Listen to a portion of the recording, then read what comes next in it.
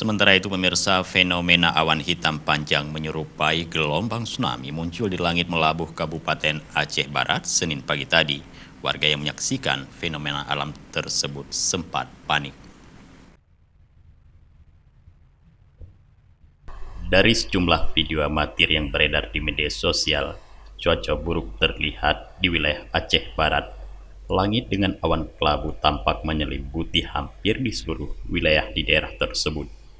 Cuaca buruk serta fenomena alam awan seperti gelombang tsunami terjadi sekitar pukul 8.30 WIB.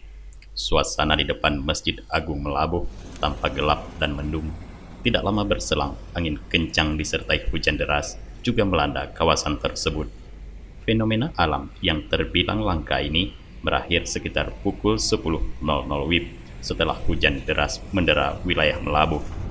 Terkait kemunculan fenomena alam di langit Aceh Barat tersebut, pihak BMKG Stasiun 1 Sultan Iskandar Muda Blang Bintang Aceh Besar menjelaskan bahwa awan yang berbentuk gelombang tsunami itu merupakan awan arkus.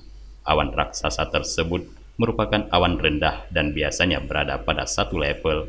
Awan ini juga dapat menimbulkan angin kencang, hujan lebat disertai kilat, angin puting beliung, ataupun hujan es.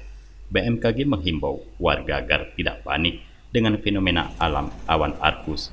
Namun demikian, warga tetap diminta waspada dan berhati-hati.